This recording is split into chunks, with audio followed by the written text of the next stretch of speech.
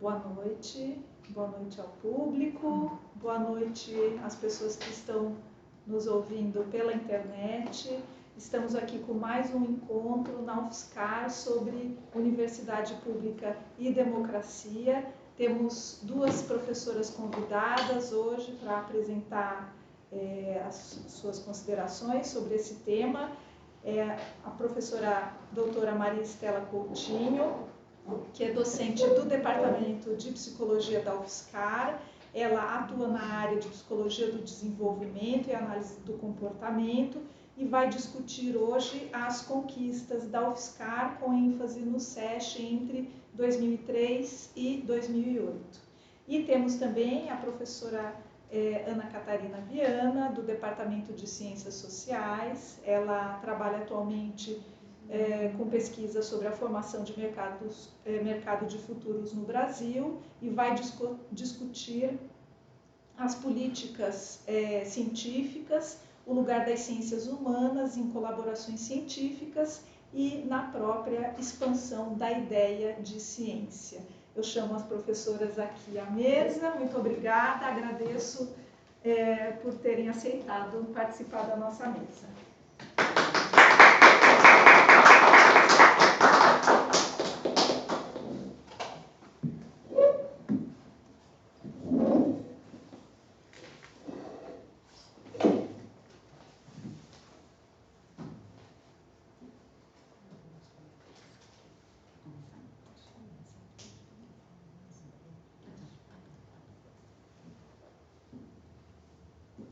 Peço licença, para tirar a máscara vou precisar falar mais alto, não é?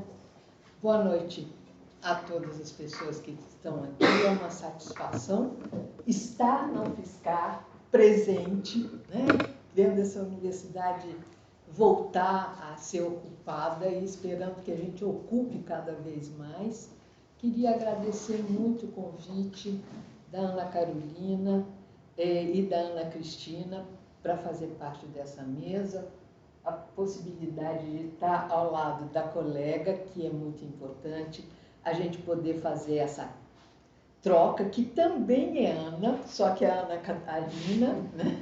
Temos hoje 3 Anas aqui, e dizer que é uma reflexão a partir de alguns dados recuperados um pouco pela memória que reconstrói, né? A gente sabe que a memória reconstrói algumas situações, mas também com dados da própria universidade que são acessíveis a todas as pessoas que entrem no portal ou que procurem os temas.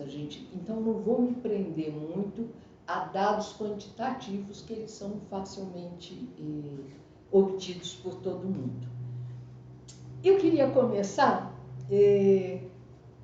para abrir, dar o tom um pouco da nossa conversa, compartilhando com vocês 2 estrofes de um poema que eu acho maravilhoso, não sou só eu, do João Cabral de Melo Neto. Eu peguei 2 estrofes que eu acho que são importantes.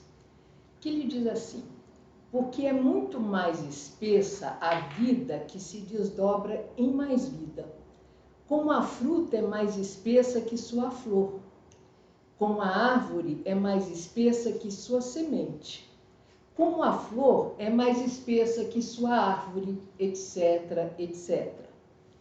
Espesso porque é mais espessa a vida que se luta a cada dia, o dia que se adquire a cada dia. Como uma ave que vai cada segundo conquistando o seu voo. Eu acho que isso traduz um pouco essa trajetória da UFSCar a partir dos anos 2000. Né? Eu vou seguir um pouquinho as minhas anotações para não exagerar no tempo. Né? Eu acho que uma primeira observação importante quando a gente tem uma fala institucional, que a gente fala de um lugar institucional, de um espaço que é regulamentado por uma série de normas que todos nós obedecemos e que procuramos cumprir, é que, de fato, a universidade é feita de pessoas.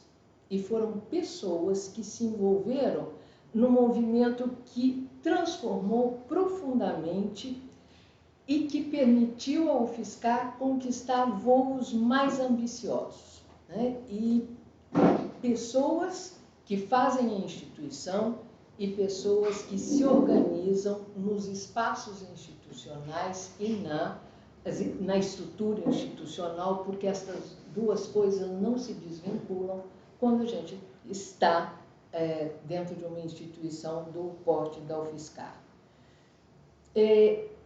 Nós tivemos um período em que havia uma restrição, uma política de restrição bastante forte ao financiamento da universidade, a novas vagas para docentes, a novas vagas para técnicos e administrativos, que aconteceu até 2002, porque havia uma política de transformação do espaço público em espaço privado. Esta era uma direção clara da política do período, porque nós, como instituições federais, dependemos basicamente dos recursos do Estado, né?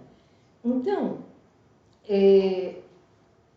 havia esta situação de restrição orçamentária, e quando eu falo em restrição orçamentária, Ana Catarina, que me perdoe a ignorância, eu estou falando de restrição financeira e de restrição econômica de modo geral, né? Para que o gasto com as universidades federais públicas não é que não aumentasse, mas que fosse substancialmente reduzido. Isso era uma proposta.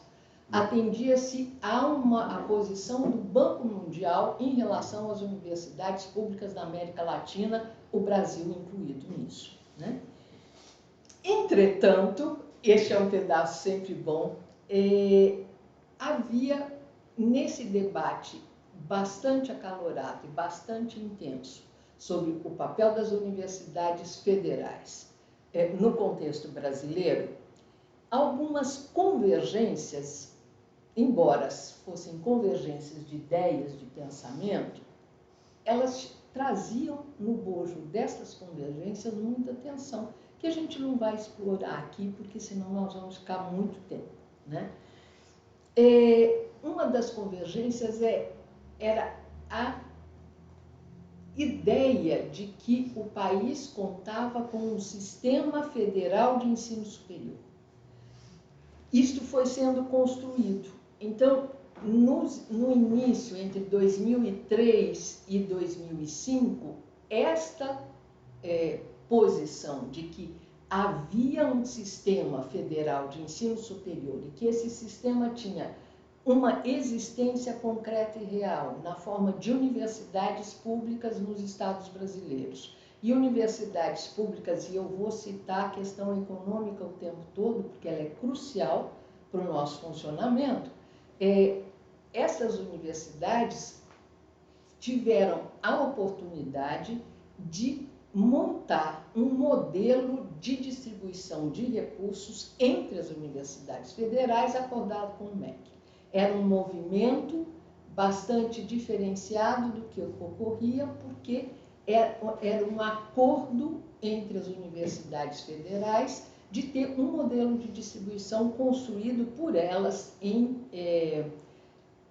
discussão com o MEC, o que dá uma certa base concreta para esta afirmação de que temos um sistema que não era unânime, não era uma ideia unânime, mas que fazia parte disso.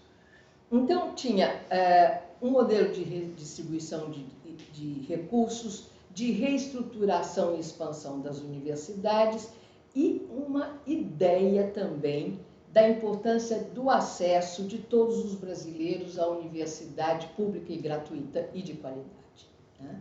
Então, estes eram 3 pontos de convergência, entretanto, não era, eu estou dizendo, de concordância, né? Mas que, com as diversas posições, permitiam que a gente olhasse para para as universidades federais como um sistema e atuasse nessa direção. A outra questão que estava no país também era a questão da democratização do ensino, né? Era importante democratizar o ensino e essa democratização era entendida como o aumento do número de alunos e, sobretudo, como o aumento da proporção de alunos por professor. Então, eu estou dando um pouco o contexto geral do que a gente vinha chamando de democratização, né? Até este período.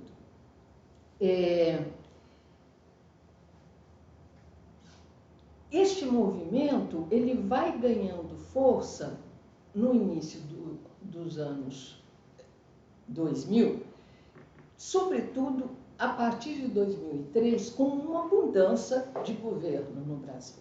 E uma mudança que traz uma perspectiva de investimento em educação.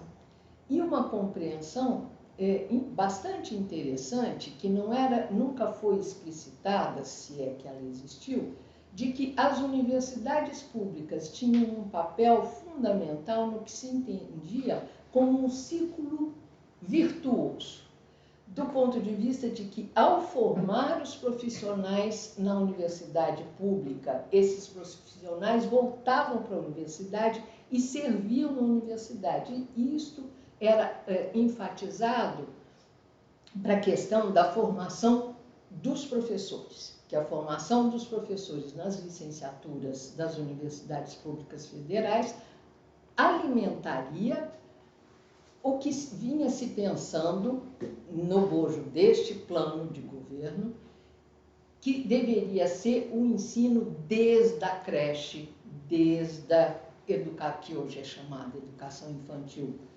nos primeiros anos, até o ensino superior, e que isto se retroalimentaria de maneira que nós tivéssemos profissionais qualificados para todos os níveis educacionais brasileiros e conseguíssemos ampliar não só a quantidade de pessoas envolvidas na educação, mas a qualidade da educação oferecida, e isto seria papel das universidades federais de ensino superior, né? Bom, na UFSCar, porque estas coisas acontecem sempre ao mesmo tempo, de 2000 a 2004, em 2002 precisamente, começou a ser construído o Plano de Desenvolvimento Institucional. A construção do Plano de Desenvolvimento Institucional foi feita com a participação de toda a universidade num período longo de 2 anos. Ele foi concluído no início de 2004 e foi aprovado pelos conselhos superiores, porque na época havia 2 conselhos, o Conselho de Ensino, Pesquisa e Extensão e o Conselho Universitário, que aprovaram este plano de desenvolvimento institucional. E este plano estabelecia princípios, 10 princípios, diretrizes e metas. E essas metas deveriam ser alcançadas em 10 anos. Então, quando ele é aprovado, se tem uma expectativa que em 10 anos a UFSCar dobraria de tamanho, passaríamos de 6 mil aproximadamente, né? De 6 mil estudantes para 12 mil em 2014. Então, esta era uma meta do Plano de Desenvolvimento Institucional. A outra era de democratização do ensino. E essa democratização se referia ao fato de termos uma expansão numérica da quantidade de estudantes na universidade, do número de cursos, de graduação, de pós-graduação e de políticas de ações afirmativas, de elaboração de políticas de ações afirmativas. Então, eu estou ressaltando o plano, né? É grande, com várias... Está acessível, é só entrar no portal que ele está lá arrumadinho. Ele foi, se não me engano, atualizado em 2013. Bom, este plano que eu destaco, a questão da ampliação do número de estudantes como um sinônimo de democratização, a par das ações afirmativas, que seria outra vertente da democratização do acesso à universidade, havia a clareza de que essas ações não seriam possíveis sem um forte investimento, novamente financeiro, na universidade e do número de vagas para docentes, para técnicos, para administrativos, para que essa ampliação fosse feita com qualidade. Essa sempre foi uma exigência da UFSCar, manter a qualidade e manter o vínculo com a sociedade e o que a gente podia fazer em direção à sociedade. Bom, esse investimento necessário, ele foi obtido a partir de 2003. Houve um forte investimento nas universidades, né? O que nós tínhamos é que, especificamente na UFSCar, o debate inicial sobre as mudanças necessárias implicavam uma forte transformação desta universidade, que ela tinha um apelidozinho interessante, ela era chamada de Pequena Notável. Mas esta Pequena Notável começou a ter problemas quando o modelo de distribuição de recursos, eu volto sempre nisso, Ana Catarina, porque é uma questão crucial para que nós não sejamos só uma universidade de mesas e cadeiras, mas de pessoas, porque as pessoas precisam estar aqui, né? Então, para que esta expansão acontecesse, era preciso implementar e os recursos que eram recebidos e trabalhar com esses recursos e aumentar o máximo possível os recursos. Nós éramos a Pequena Notável, que começou a ter problemas de diminuição quando, no modelo de distribuição de recursos, nós dependíamos do número de alunos. Como é que nós, com 6.000 alunos, competiríamos com a distribuição de recursos de universidades com 22, 25, 26.000 alunos? A tendência da UFSCar seria o desaparecimento, porque não era possível, num modelo desse tipo, você ter recurso suficiente para o funcionamento com qualidade da universidade. Bom,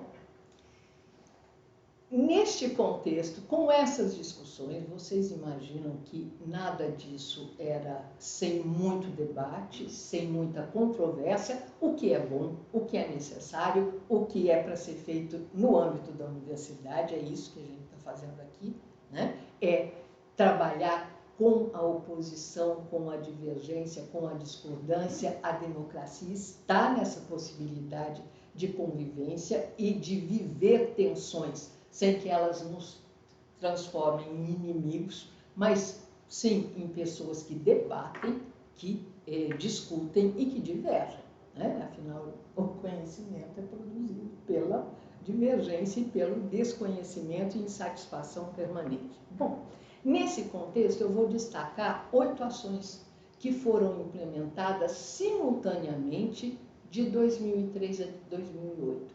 Uma delas foi o REUNE. O REUNE era um programa de apoio a planos de reestruturação e expansão das universidades federais proposto pelo MEC. E quando eu falo reestruturação, nesta palavra está embutida aquela ideia de um círculo virtuoso, no sentido de que a reestruturação e expansão das universidades permitiria que a formação profissional dada nas licenciaturas, nos bacharelados, nos cursos profissionais, alimentasse a sociedade e trouxesse, devolvesse à universidade uma qualidade que ela estava oferecendo para a sociedade. Era esta a ideia do REUNE. É claro que, de um certo modo, a ideia de expansão predominou em relação à ideia de reestruturação que permaneceu na Bahia, sobretudo, né? Bom, em outubro de 2007, o CONSUNE aceita que a UFSCar entre no REUNE e assine um contrato, gente. Era um contrato. Tinha um contrato com todas as cláusulas que um contrato tem, que o reitor assinava, se comprometendo no cumprimento de todas aquelas cláusulas que estavam lá. Agora, nada disso foi feito com tranquilidade. Muito debate, muita discordância. Nós tivemos a reitoria invadida não, ocupada pelos estudantes, perdão, ocupada pelos estudantes num movimento forte contra o REM. Nós tivemos nas assembleias as entidades das nossas categorias se manifestando muito fortemente contra o REUNE. Então, houve um movimento muito grande contra o REUNE na direção de dizer que com essa expansão a universidade perderia a qualidade. Então, até que se decidisse como seria este plano não fiscal, e quais as condições de implantação deste programa, houve muito debate. Do ponto de vista institucional, e muito debate, assim, era um debate na universidade toda. As pessoas no pão de queijo, no cafezinho, estavam discutindo isso. Não era uma coisa que você tratava em reunião de conselho. Não, era o nosso cotidiano. Né? Sim, não, por quê? Vamos entrar, não vamos entrar. Então, em outubro de 2007, a UFSCar entra e assina o contrato. Né? A outra coisa que é simultânea é a criação do ensino à distância na UFSCar, com uma proposta, do meu ponto de vista, extraordinária e de uma visão extremamente de bom, olhando longe. Porque qual era a perspectiva? De que este país de tamanho continental não permitiria a nem 1/100º da sua população o acesso à universidade pública de qualidade. E é claro que isso não aconteceria.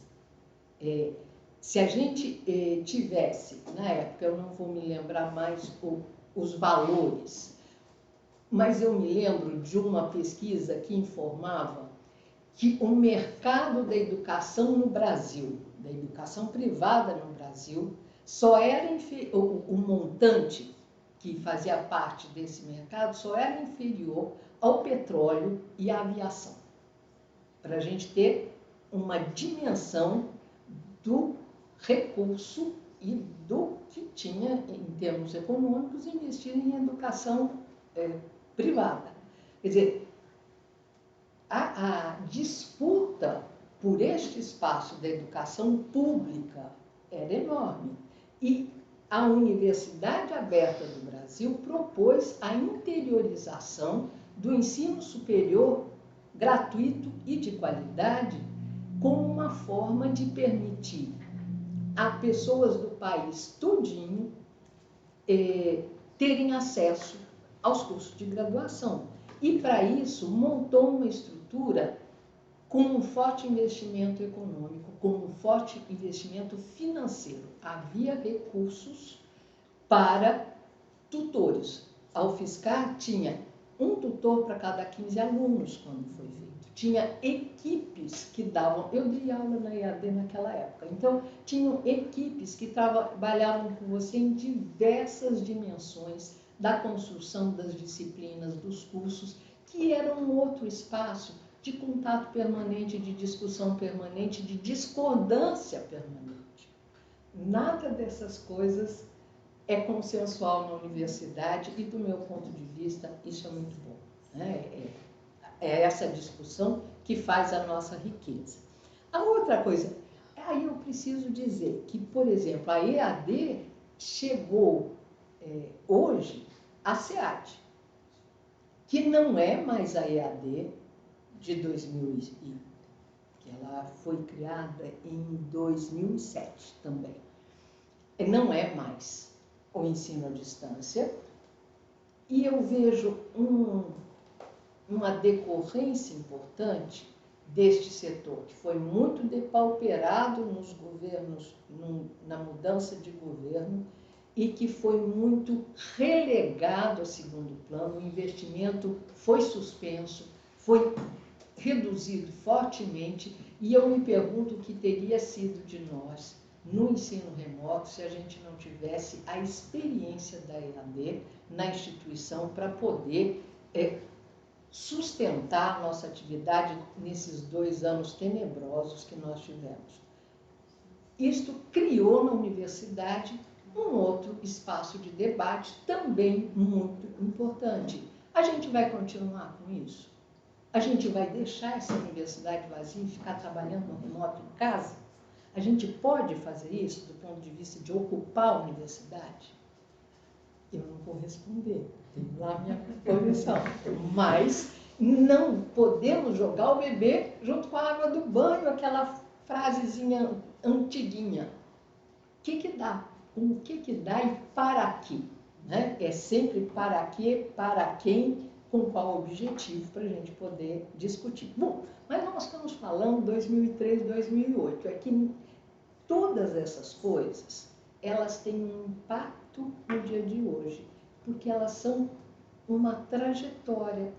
O que a gente tem hoje tem uma história, né? Mas não é uma história só nas palavras e na recuperação da memória. É uma história concreta que está gravada na instituição. Ela está nos arquivos da instituição, mas com tanta força quanto os arquivos nós estamos na UEM, ela está nas nossas ações, no nosso cotidiano.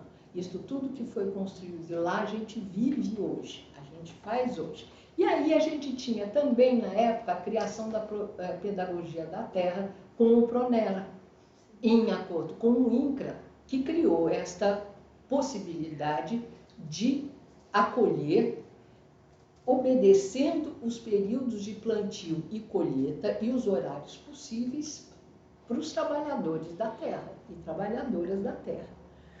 A outra coisa foi a criação do campus de Sorocaba, que foi um pedido para o UFSCar. A cidade pediu que nós criássemos um campus em Sorocaba.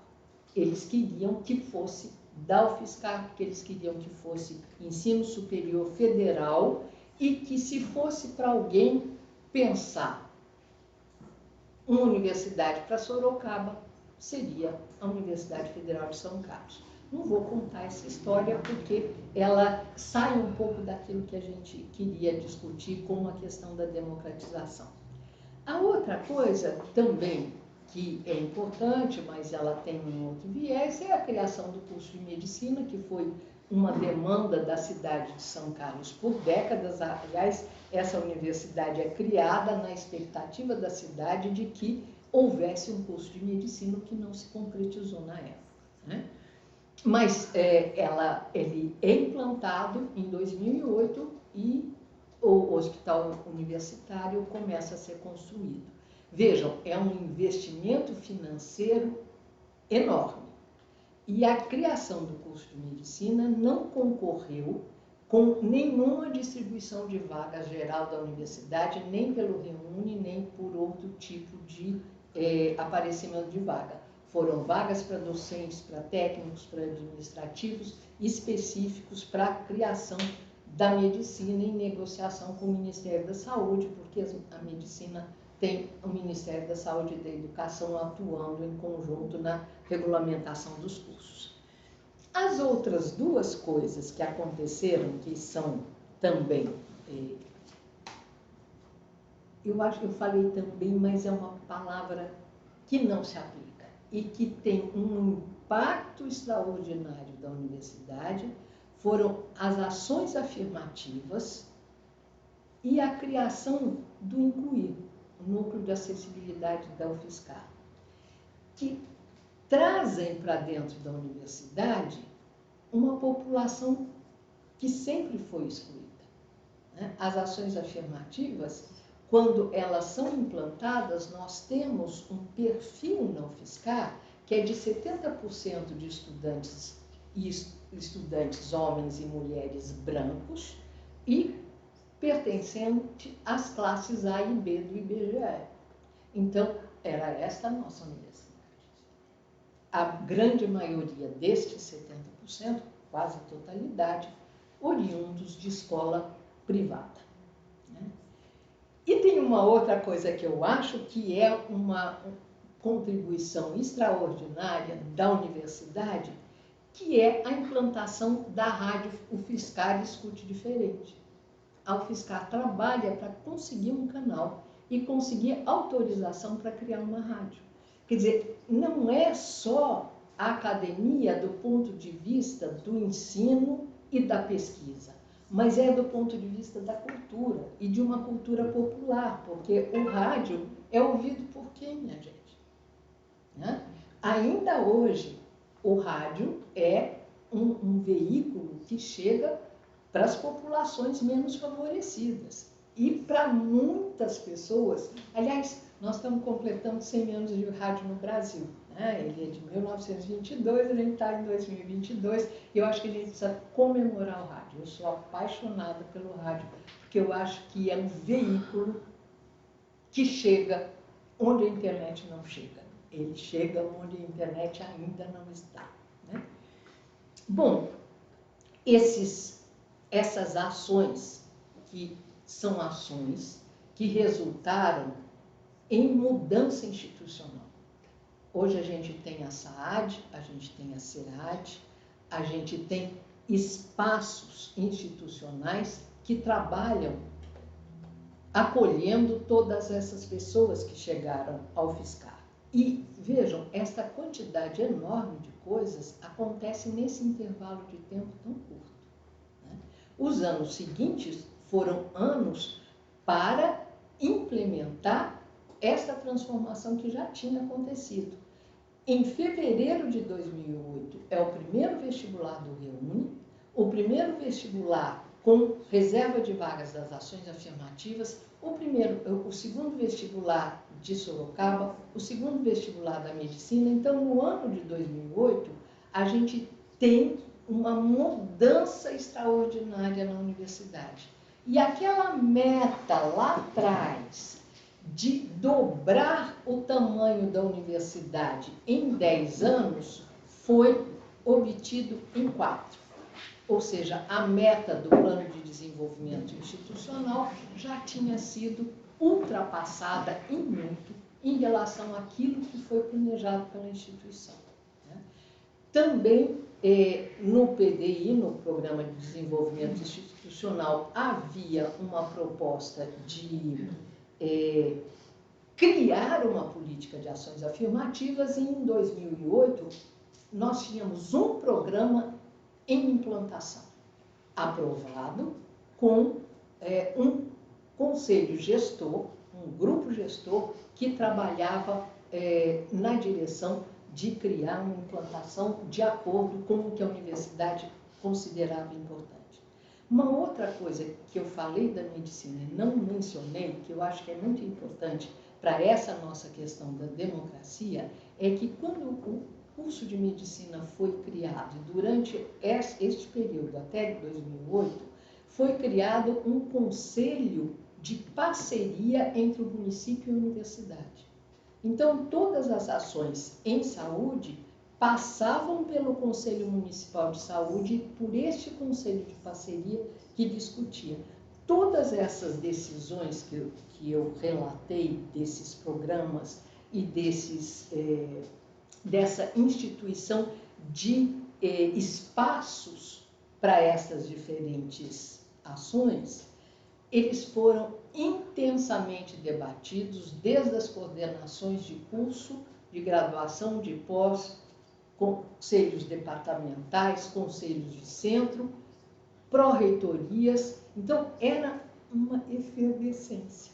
Quem viveu aqui nessa época se lembra que tinha uma espécie de ruído permanente na universidade, tal era a quantidade de transformações, repito, possíveis por um investimento financeiro forte, pela possibilidade de contratação de novas pessoas para a universidade, servidores, né? Docentes, servidores técnicos administrativos e uma mudança bastante forte no perfil do alunado, no perfil dos estudantes e das estudantes da UFSCar. Bom, até agora, Ana Carolina, você podia dar um sinalzinho do tempo, se eu estou passando, se eu não estou passando? Mas eu vou ser rápida. Porque, gente, nós temos o que fazer hoje à noite, né? Nós não podemos demorar muito aqui, não. Temos tarefa ainda. Eu vou só batendo foto o tempo. Bom, eu vou reduzir um pouquinho. Vejam, até agora, eu falei na universidade com a ideia de que a democratização era a ampliação do acesso. A ampliação do acesso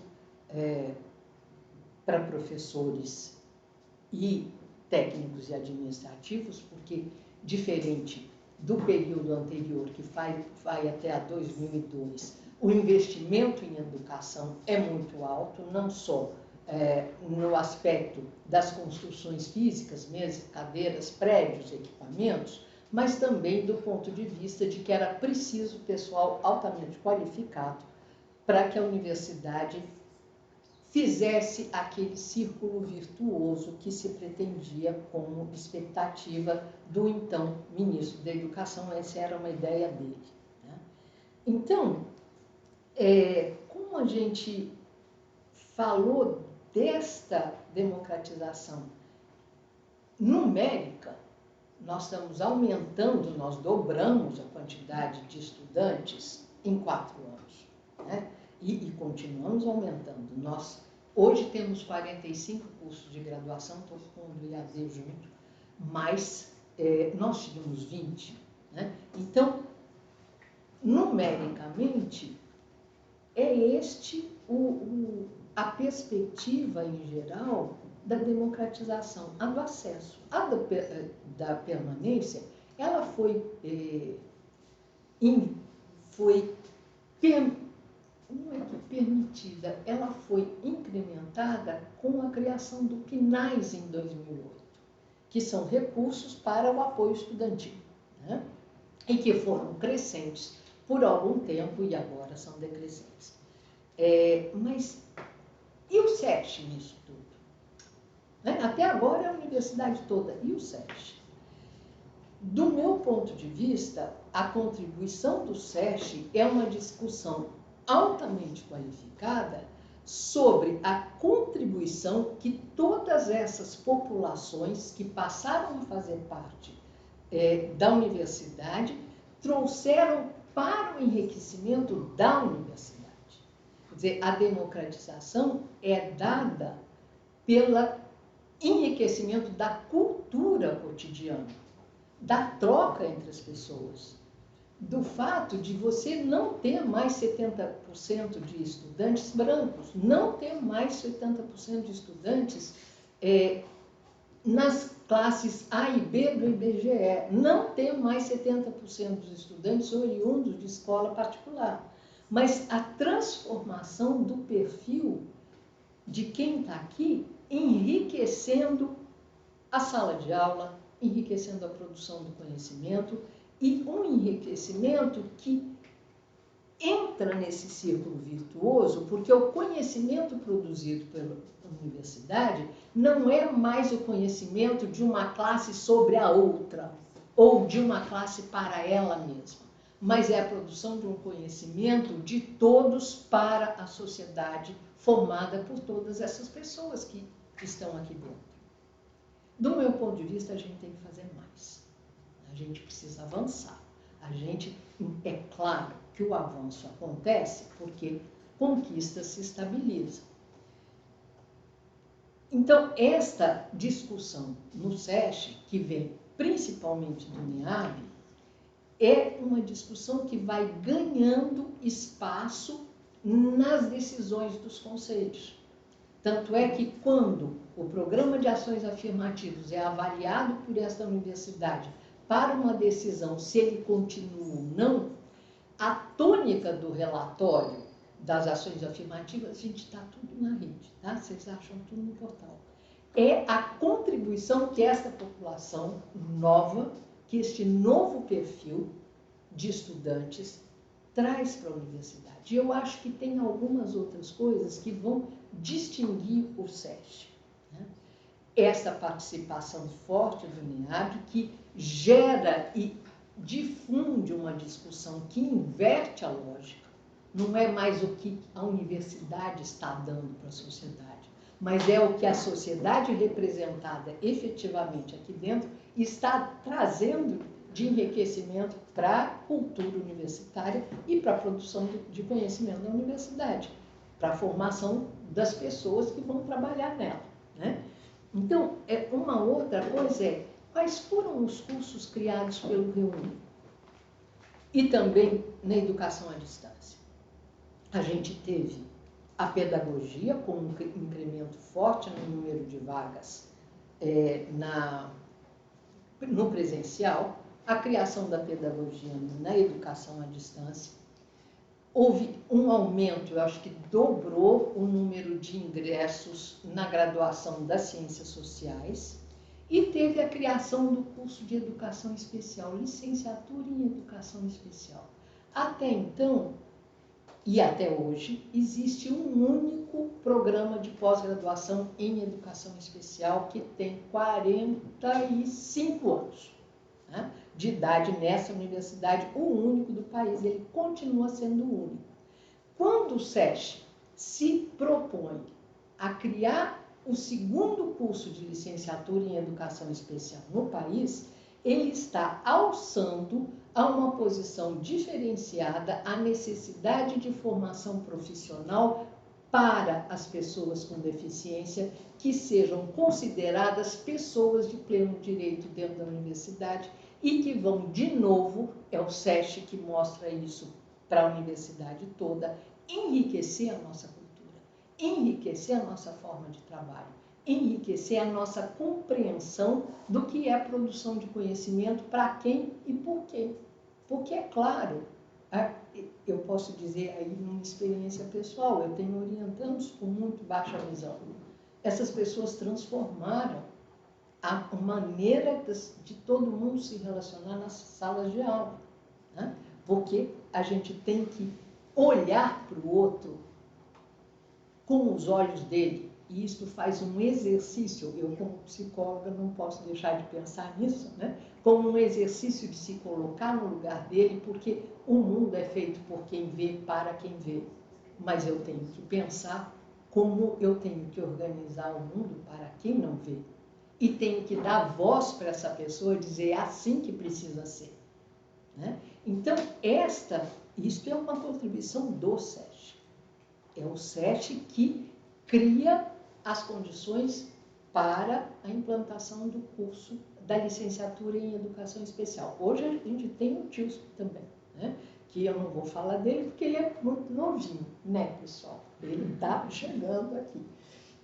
Mas na direção de, vem do SESC, alguma coisa que parece ser muito sutil, mas ela tem um forte impacto, porque ela vai transformar a compreensão que a gente tem de democratização da universidade. Não é democratização do acesso e garantia da permanência. É a transformação da cultura universitária. É a transformação das nossas relações pessoais. E é a transformação das relações institucionais. Porque, vejam, a estrutura da universidade, tal como ela existia, eu estou fazendo um vai e vem, porque tem uma interação permanente entre estas mudanças e a transformação da instituição. Significa que a gente passou a ter conselhos com 70 participantes, para ter toda a comunidade representada. Temos problema? Temos. Temos que conseguir mudar esse negócio 30% a 70%. Né? Mas isso é mais um ponto de luta. Temos outras coisas para fazer? Temos outras coisas para fazer. Temos que recuperar a autonomia universitária. Essa autonomia de gestão financeira. Nós perdemos completamente. De gestão da universidade. O que nós vamos fazer, com quem, para quê? Sem deixar a ideia original de que a gente faz parte de um sistema federal de ensino superior, porque isto é a nossa força, né? Estarmos juntos como públicos e de qualidade, né? Eu acho que esta é uma coisa importante. Então, esta dinâmica e esta mudança de considerar a democratização numericamente para considerar a democratização do ponto de vista do que a universidade ganha, e ganha muito, com as suas mudanças e com a acolhida, nós passamos a acolher as pessoas que têm problemas políticos nos seus países. Nós temos uma entrada especial para migrantes, por questões políticas. Então, nós temos várias possibilidades de mudar isto. Hoje, a gente tem uma outra perspectiva, que é a da internacionalização. Quando a internacionalização for receber, por exemplo, a América Latina e o Caribe, com predominância nessa universidade, quem sabe nós faremos parte da América Latina, né? De verdade. E não só quando tem evento da UGM. Então, eu acho que são caminhos, né, que sinalizam para a gente que a UFSCar tem grandes conquistas.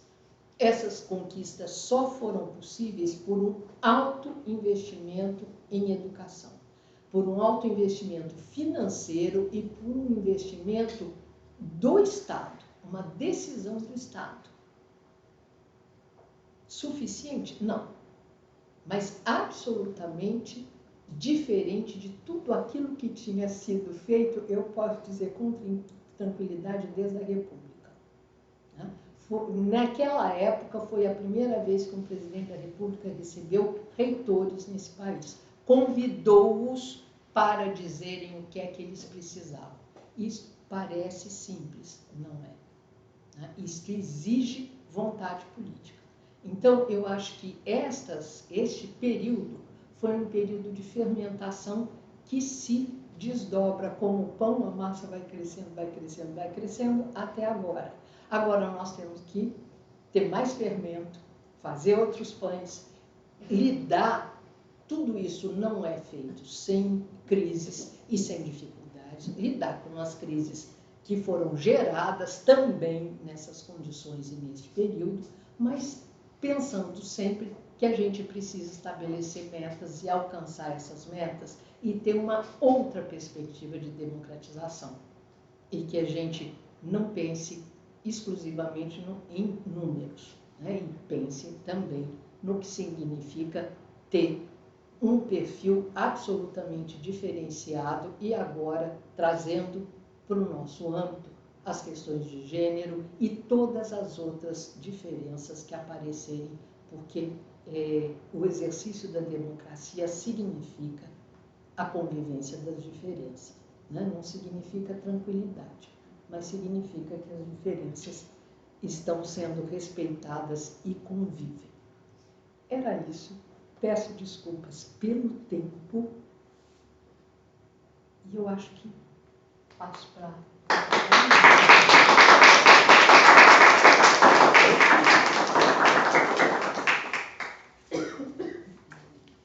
Bom, eu quero agradecer imensamente o convite. É um prazer, vou tirar aqui meu... É um prazer estar aqui com o público e com a professora Maristela também. Quero parabenizar o Departamento de Filosofia e essa parceria com o SESC. É muito importante a gente voltar a reocupar a universidade depois de tanto tempo longe, né?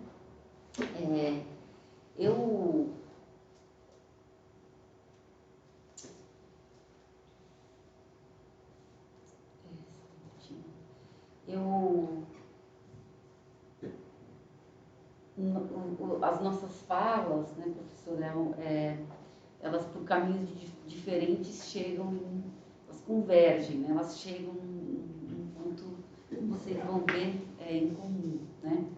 Eu pensei muito sobre o que eu ia trazer aqui hoje, né?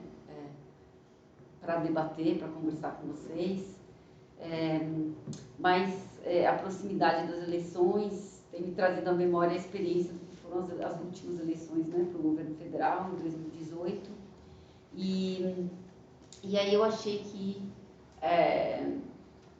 talvez pudesse ser oportuno trazer um cartaz, que eu não sei se vocês se lembram, foi pendurado no prédio do SESC, em, se eu não me engano, 15/10 de 2018, ou pelo menos foi o que circulou, né, que foi esse cartaz que eu estou projetando aqui, né? Não sei se vocês conseguem... Não. Talvez leia, porque quem está na internet talvez não consiga enxergar. Então, é um cartaz, né? Um cartaz... porque essa foi a imagem que circulou no WhatsApp, né? Alguém tirou uma foto e circulou. Então, o cartaz dizia: SESC vai B17, vagabas, preto, aleijados vão morrer. Isso era o que dizia esse cartaz, né? E esse cartaz na época me abalou muito e me fez escrever um texto sobre... bom, o título do texto é O que o corpo queer faz ver, tirando o mercado financeiro do armário, porque esse era o meu tema, né, de pesquisa, mercado financeiro. Mas eu escrevi esse texto, é um texto curto, né? E eu vou então pedir licença para começar aqui minha fala com um desvio. Então eu vou desviar desse tema, né? O tema que é o tema central aqui da mesa hoje, né? Vou fazer esse desvio porque eu acho que ele me permite voltar 4 anos depois para pensar o que o corpo queer faz ver, né?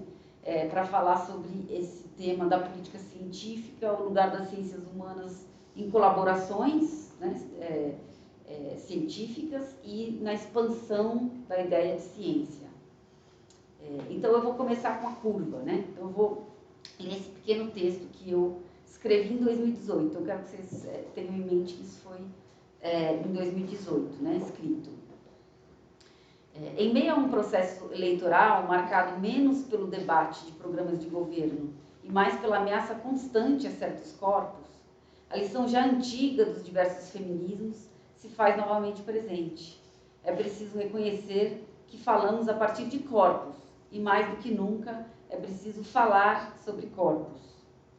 Talvez mais assustador que o grito de que vão morrer, né, como está no cartaz, os corpos queer, e aqui provisoriamente, ou, né, pelo menos para esse argumento,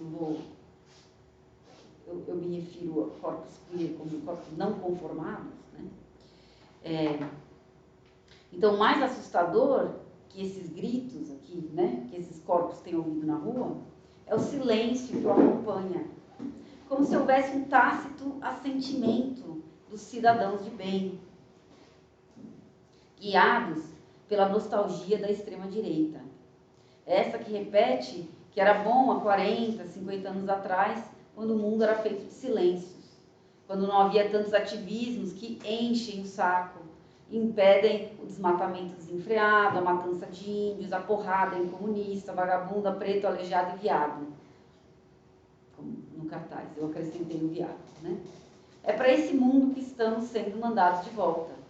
Voltemos então no tempo, há exatamente, 55 anos atrás, isso foi escrito em 2018, já aumentou a conta. Dessa vez para falar de outro corpo, um corpo muito particular, inorgânico, mas cheio de vontades e sentimentos, o mercado financeiro. Esse que sente, se anima, se enerva, se agita. Em 1963, a Bolsa de Valores do Rio de Janeiro, até então a mais importante do país, promovia o primeiro simpósio brasileiro sobre o capitalismo do povo. Fazia-se ali a tentativa de popularizar o investimento em ações na Bolsa de Valores. De acordo com o presidente da Bolsa, na época, Ney Carvalho, tratava-se de inaugurar um movimento que visava, abre aspas, fazer com que todos possam participar dos lucros e das responsabilidades, como acionistas das grandes empresas industriais e comerciais, fecha a citação. A lógica que embasava tal movimento era simples, Popularizar a Bolsa aumentaria os investimentos e, consequentemente, o progresso do país. E foi em nome desse progresso que os agentes do mercado financeiro apoiaram o golpe militar de 1964. Assim, em abril de 64, a Bolsa do Rio publicava um artigo intitulado Revolução da Confiança, em que saudava o golpe e afirmava, abre aspas, urge que os trabalhadores associem-se aos lucros das companhias em que labutam. Na medida de suas possibilidades, eles devem comprar a sua participação, pois só aquilo que é adquirido com o próprio esforço do homem tem para ele valor. Fecha a citação. Ora, a solução para acabar com um problema que à época era formulado explicitamente como um problema de luta de classes parecia evidente aos olhos dos agentes do mercado. Transformar o trabalhador, na medida de suas possibilidades, em investidor. Todos se tornariam capitalistas e, com tantos novos integrantes, o mercado poderia, enfim, tomar mais corpo. Eis a paisagem utópica que ali se vislumbrava. A transformação de todo cidadão em investidor, a ponto do corpo social se sobrepor completamente ao corpo do mercado. Para o movimento do capitalismo do povo, o golpe de 64 trazia confiança ao mercado, na medida em que prometia a expansão dos negócios. Com efeito, depois do golpe, seguiu-se uma série de medidas do governo militar que provocariam uma espécie de boom no mercado financeiro, fortalecido por meio de novos regulamentos, incentivos fiscais e novas instituições, como o Conselho Monetário Nacional e o Banco Central do Brasil. Não é exatamente o caso aqui de repassar a história do mercado financeiro, mas realçar o que tal evento nos ensina. O mercado dá as mãos a qualquer regime, seja ele democrático ou autoritário, que garanta o aumento dos negócios. Não há apego a instituições ou princípios democráticos, apenas aos princípios liberais de mercado. É interessante, nesse sentido, notar os sinais ambíguos que partem de agentes do mercado sobre o nosso atual processo eleitoral de 2018, na época, né? Parte da imprensa liberal internacional afirma que o capitão reformado, candidato à presidência, com seu discurso apologético à ditadura, é um retrocesso. Isso porque o liberalismo econômico, que muitos desses jornalistas advogam, ainda se atrela minimamente à ideia de que é preciso manter fortes as instituições democráticas. Apesar desses alertas, o mercado financeiro reage bem. A boa performance do Ibovespa indica euforia com a perspectiva de Paulo Guedes, ele próprio um agente desse mercado, né, como futuro guru da economia brasileira. Há, pois, mais uma vez, confiança no mercado, a despeito dos sinais autoritários do regime que se desenha. E a confiança porque o horizonte imediato é o aumento dos negócios, com as privatizações anunciadas, a reforma trabalhista garantida e a previdenciária prometida. E como, então, entender a associação demasiadamente apressada entre o progresso e desenvolvimento do país e a expectativa de aumento de investimento em contratos negociados na B3? Esse é justamente um dos truques da linguagem economicista, que nos assegura que as projeções que emanam de uma empresa traduzem-se em prosperidade para o corpo da nação, desviando assim nosso olhar do corpo que forma esse mercado, aquele que verdadeiramente prospera. Ora, é preciso então falar sobre corpo. Comecei este texto falando sobre a violência contra corpos queer, atacados porque nunca deveriam ter saído do armário com seus ativismos que enchem o saco. Agora eu pergunto, o que afinal pode o corpo queer nos ensinar sobre o corpo do mercado? Uma amiga que mora na Praça Roosevelt, em São Paulo, ouviu ao final da apuração do primeiro turno, em 2018, alguns rapazes gritarem: as travecas vão tudo morrer. A mesma expressão, né? Vão morrer. A sua resposta é também a minha. Prefiro ser assassinada na rua do que voltar a me esconder. É com o nosso corpo queer na rua que continuaremos a fazer nossa política. Continuaremos visíveis, mesmo que isso implique sermos alvo de uma insanidade que parece se disseminar cada vez mais. E se parte da luta é nos manter fora do armário, talvez seja a hora de fazer um esforço, também como parte da luta, de chamar para fora do armário o corpo do mercado. Queremos ver a sua cara. Quem dá corpo a esse mercado que sente, se abala, se enerva, se aquece, que forma o mercado financeiro no Brasil? quem, afinal de contas, forma esse corpo que fala em nome da nação. Eu entro, então, em certos dados aqui, eu não vou entediá-las com esses dados, né? Mas já me dirijo ao final aqui do texto, que é, na verdade, a entrada para o que eu quero falar hoje. O corpo do mercado é formado, em sua maioria, por investidores estrangeiros e institucionais. São eles que se agitam com a indicação de um possível governo com Paulo Guedes. São eles que se mostram eufóricos com a perspectiva de uma reforma trabalhista e previdenciária. São eles que ficam nervosos quando há menção a qualquer medida tributária que vise a redistribuição de riqueza. A perspectiva de seu lucro se traduz em desenvolvimento da nação apenas por uma ginástica de pensamento. E aos filósofos aqui presentes, vocês sabem muito bem como é poderoso, né? Como a ginástica do pensamento é poderosa. Mas a ginástica deles é bastante simples, né? Se houver mais lucro, haverá mais investimento. Consequentemente, aumento do emprego. Consequentemente, aumento do consumo. Trata-se de um círculo virtuoso suposto que nunca se traduz em menor desigualdade. A prosperidade se limita apenas a alguns e a fenda entre os mais ricos e mais pobres se aprofunda.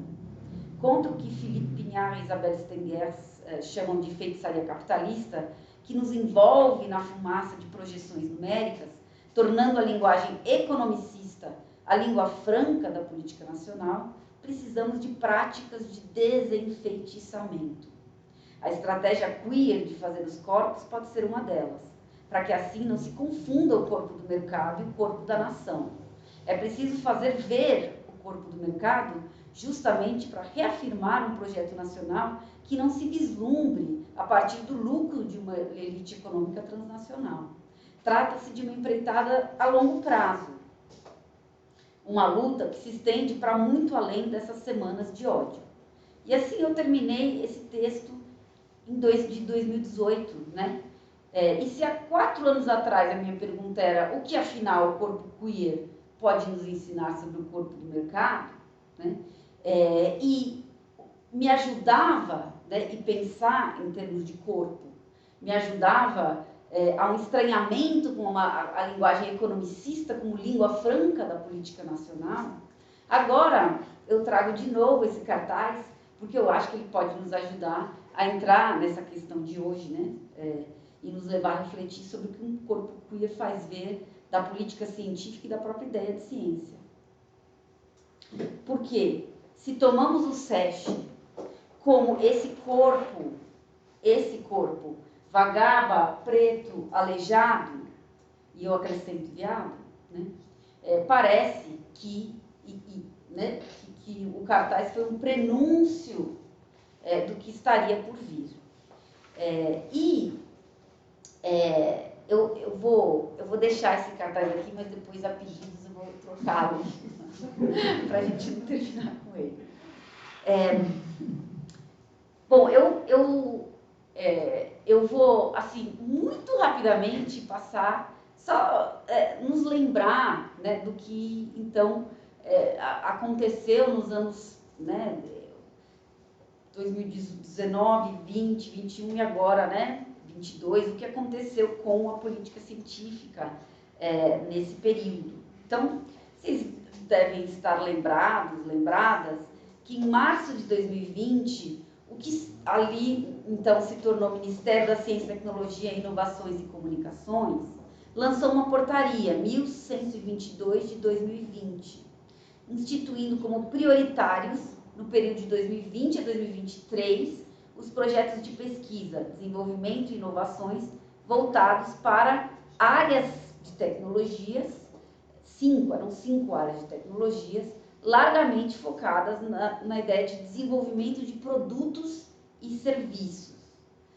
Tratava-se ali, né, de uma tendência de comercialização da ciência identificada por diversos autores. Esse termo comercialização da ciência não é meu, né, de vários autores que escreveram sobre isso. Algo que não é novo, tampouco exclusivo do Brasil. Né? É de se notar que na primeira versão dessa portaria, houvesse um completo silêncio quanto às ciências sociais, que é o lugar a partir de onde eu falo, né? o que refletia, em certa medida, as contínuas manifestações do governo federal, que desde o início de 2019, né, dizia que o apoio à área era um desperdício de dinheiro dos contribuintes. E aqui tem menciono várias reportagens, né, que isso era dito, inclusive, pelo ministro na época. Algumas autoras lembraram, Cabral de Oliveira e Marini, né, que a caracterização das ciências sociais, especialmente a antropologia, que é a minha área, como inimigas, indicava uma lógica utilitarista em relação ao ensino superior, que, somada à postura anticientificista de alguns membros daquele governo, né, atingia também as ciências de base, provocando o que essas autoras chamam de desmantelamento da pesquisa científica no Brasil. A reação à decisão do Ministério foi, porém, contundente, vocês devem estar também lembrados, né?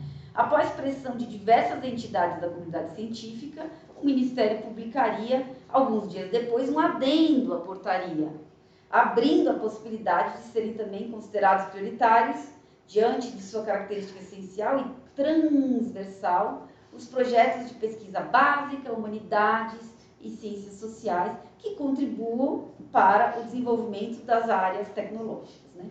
Em outras palavras, as pesquisas básicas de humanidades e ciências sociais, né, poderiam até entrar no rol das prioridades, desde que contribuíssem transversalmente para as áreas de tecnologia eleitas pelo governo para gerar produtos e serviços comercializáveis, né?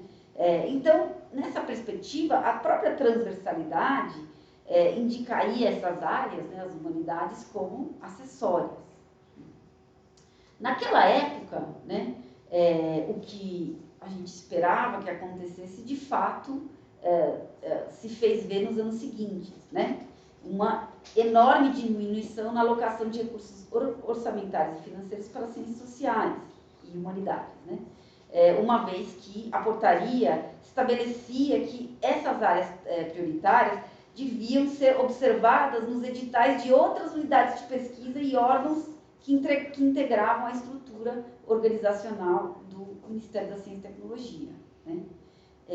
Diante desse cenário, eu e meus alunos, na época, a gente começou a propor uma reflexão coletiva, porque a gente passou a acreditar que uma maneira a reagir, né, a essas políticas era a de formar um corpo coletivo dentro da universidade para refletir sobre essas mudanças, né? Passamos então, foi então que a gente passou, né, o nosso coletivo ali, a explorar essa ideia do potencial expansivo da nossa área de ciências sociais em relação ao imaginário que associa tecnologia e mercado, né?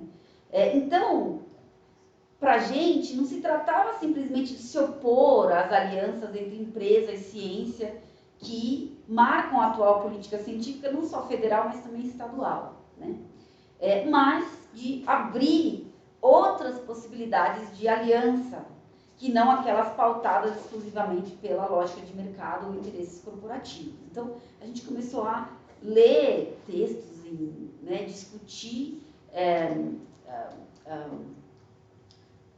textos, autoras, né, na área de filosofia da ciência, justamente. Eu vou, de novo, né, poupar vocês hoje aqui de passar por todos esses... A gente passou a estudar as políticas que estavam em curso, tanto no Brasil, do governo federal, no estado de São Paulo, com o PIP, né, do FAPESP, pesquisa inovativa em pequenas empresas, né, que passou a receber um montante enorme de recursos, que eram fornecidos a empresas a fundo perdido, né, não reembolsáveis, nas fases iniciais de desenvolvimento desses produtos ou serviços. Enfim, né, a gente começou a estudar todas essas políticas da FAPESP, do CNPq, né, e também alguns de fora do Brasil, né? E a gente começou a perceber, né, que o que pareciam esses novos arranjos aqui, que vinham sendo acompanhados por cortes de verbas e bolsas de pesquisa em pós-graduação, eles não eram, como eu disse, eles não eram exclusivos do Brasil, né? Então, uma das, comparando com, né, políticas de fora do Brasil, por exemplo, a política europeia, né, da União Europeia de investimento em pesquisas, né, o programa enorme deles chamado Horizon 2020, Horizonte 2020, que era o maior programa de inovação e pesquisa da União Europeia, né, a gente foi vendo que no decorrer dessas políticas científicas, né, essa específica, né, da União Europeia, estou tentando ver aqui, né, que em 2018, por exemplo, né, só para vocês terem uma ideia, 45% da verba da ERC, né, da agência que financia pesquisas na União Europeia, eram para ciências físicas e engenharias, 30% para ciências da vida e 25% para ciências sociais e humanidades, né? Então, uma porção proporcionalmente, né, em relação às outras áreas, muito menor. E começou a haver certos relatórios de avaliação, né, desse programa começaram a ser produzidos, e um documento elaborado ainda em 2016 por um comitê de avaliação dessa política, né, admitiu-se que os cientistas sociais eram, em geral, mobilizados para, que eu estou citando, limpar a bagunça que o design da tecnologia criou. Ou, então, os cientistas sociais eram usados para, citando, desenvolver materiais de marketing que promovam inovações técnicas. O mesmo comitê apontava que quanto maior o projeto e os impactos sociais previstos, maior a necessidade dessa contribuição das ciências sociais e humanidades, como parceiros iguais de outras disciplinas, né? Então começou a ter uma crítica a essas políticas que já em 2016, muito antes, né, dessa onda, essas políticas em que as ciências sociais e as humanidades passaram a ser vistas como acessórias, né, aqui no Brasil, e esses estudos começaram a dizer, olha, tem um problema aqui, a gente precisa repensar isso, né? Então, o que a gente começou a perceber aqui, fazendo essa avaliação de políticas, dos relatórios de políticas fora do Brasil, comparadas com essas que vinham chegando, é que essa determinação das áreas prioritárias do Ministério da Ciência e Tecnologia já aparecia em atraso em relação a tendências de políticas científicas que consideravam as ciências sociais e humanidades como centrais no desenvolvimento de tecnologias, né? Ainda assim, embora essa crítica já estivesse acontecendo, né, ainda havia essa ideia de que as ciências sociais deveriam estar atreladas a esse propósito, né, mercadológico da ciência. Então você via toda essa dupla, né, Estado, ciência e mercado. Dupla é ciência e mercado. Agora eu estou falando da tríade, né? Estado, ciência e mercado. Essa tríade, né, ela bastante firme, né? Mesmo com essa discussão de, afinal, qual é o papel das humanidades. Ou seja, o referente último e medida dessa colaboração seguia sendo as premissas do mercado, né? Então, vejam, ao longo desses 4 anos, né, que a gente passou a pensar sobre isso, né, sobre essa... qual o lugar, qual o nosso lugar das ciências sociais, das humanidades mais amplamente, dentro dessas novas políticas científicas, né? E ao fazer essa pergunta, a gente também, claro, se perguntava como fazer para assumir um lugar que, de alguma maneira, se desvie dessa linguagem economicista que atravessa esse tripé, essa tríade, né? Estado, mercado e ciência. Como fazer, né? Ou, para voltar à pergunta do corpo, né? Como nos apropriar, né, desse corpo que a universidade foi se transformando, né, como a professora Estela falou bastante bem, né? E sim, a pergunta inicial era o que um corpo queer pode nos ensinar sobre o corpo o que pode nos fazer ver, né? Essa era a minha pergunta inicial. Ao longo desses 4 anos, a gente mudou a pergunta, inclusive afastando dessa ideia do olhar, disso da visão, né? Então, a pergunta para a gente passou a ser o que pode um corpo queer na ciência? E, de novo, eu insisto, eu estou usando a palavra queer no sentido amplo, né? Nesse sentido desses corpos que passaram justamente a ocupar a universidade. E por isso que eu disse, por caminhos muito diferentes a gente ia se encontrar, porque, de fato, né, toda essa política que a professora fez, essa memória institucional é tão importante, né, de ser relembrada, né, para a gente perceber como, de fato, isso teve efeito, né? O corpo da universidade mudou, né? Os corpos na universidade mudaram, mas esses corpos fizeram com que o corpo da universidade mudasse, né? Então, com as políticas de democratização de ensino, de expansão da universidade pública, né? A professora falou, né, nesse termo, né, nesses termos de a pergunta antes era o que a universidade dava para a sociedade, e aí a pergunta passou a ser outra, né? Como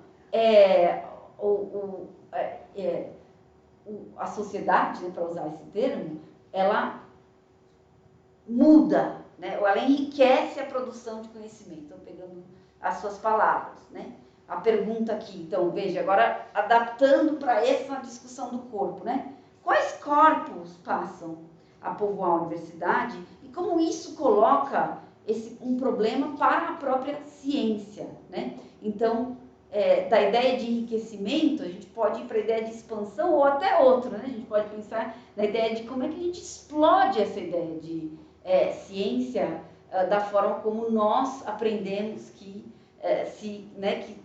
deveria ser a produção de conhecimento a partir de dentro da universidade. E eu tô convidando vocês a caminhar nesses 4 anos com o nosso coletivo, nosso grupo de pesquisa, né? E aí, a partir desses questionamentos, a gente passou a escrever, conversar, né? Fazer debates sobre uma ideia de transversalidade, que deslocar essa ideia de transversalidade que vinha dessas políticas do Ministério da Ciência e Tecnologia, né, que se restringia a colaboração entre diferentes áreas daquilo que a gente chamava de ciência, né, para ampliar e pensar que outros tipos de colaboração entre práticas de conhecimento a gente pode conjugar, né, para produzir isso, uma ciência expandida, vamos dizer assim, uma ciência expandida, né? Como, e aí nesse sentido, a noção de ecologia das práticas, de novo da Isabelle Stengers, nos ajudava muito, né? Porque essa ideia de uma ecologia das práticas é o reconhecimento de que diferentes áreas disciplinares, né, de produção de conhecimento dentro da ciência, elas vão conviver entre si, né? E elas estão, por isso essa imagem, essa ideia, né, de que estamos diante de uma ecologia das práticas, estamos diante de uma paisagem de diferença, né? E como fazer com que essa paisagem da diferença inclua outras práticas de conhecimento que não meramente, né, científicas. como a Stenger, né, essa filósofa nos lembra, não há conhecimento independente de contexto, de uma situação ecológica particular, essa é a ideia da ecologia, né? Nos debates sobre a integração entre as ciências sociais e humanas com áreas tecnológicas, é preciso reforçar, portanto, que qualquer política científica deve almejar a resolução de problemas pragmáticos, é isso que ela diz, né? A gente tem que resolver problemas pragmáticos situados ecologicamente, e em termos que façam sentido para todos os envolvidos, ainda que isso implique ressaltar a todo tempo a diferença entre essas práticas de conhecimento que entram, né, nessa colaboração, né? E eu vou mudar aqui a imagem, porque... Deixa eu ver se eu... E agora? Eu faço aqui. Bom, nesses anos, né, a gente foi, agora já estou caminhando para o fim, nesses anos, né, a gente passou então a fazer essa reflexão de o que seria para a gente, na nossa área, né, pensar isso de engajamentos coletivos nas fronteiras do capitalismo. Por quê? Porque muitos dos nossos pesquisadores, né, estudavam comunidades quilombolas, Vale do Ribeira, norte de Minas, estudavam povos indígenas no Pará, afetados pela hidrelétrica de Belo Monte, enfim, e assim por diante, né? As mulheres agricultoras no noroeste de Minas, enfim, a lista aqui é grande, né? E a gente então passou a pensar como intensificar projetos de pesquisa que engajem práticas de conhecimento e modos de vida dos mais diversos na busca conjunta por soluções a problemas pragmáticos, né? Isso de novo, né, essa ideia da ecologia das práticas, em que especialistas na produção de conhecimentos, veja, quer dizer, a gente amplia a ideia de ciência para pensar especialistas em colaboração, né? Então, especialistas quilombolas, especialistas indígenas, especialistas da agricultura familiar, que se engajam em colaborações com especialistas na área de antropologia, especialistas na área de biologia, especialistas, né, na área de engenharia, que seja, né? Se engajam para formular problemas comuns que apenas podem ser vislumbrados conjuntamente. Quer dizer, para responder a problemas pragmáticos, a extinção de espécies, né? A ameaça a modos de vida, né? A esses problemas, né? Essas questões pragmáticas, né? Você imagina e vislumbra uma colaboração entre especialistas de diferentes áreas de conhecimento, dentro e fora da universidade, para formular problemas comuns. Veja, eu não sei se eu estou...